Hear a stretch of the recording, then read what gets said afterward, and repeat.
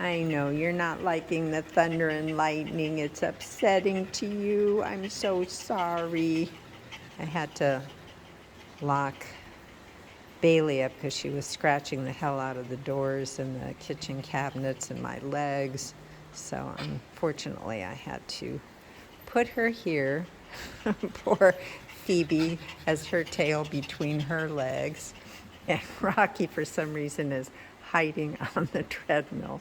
We're not having a good day.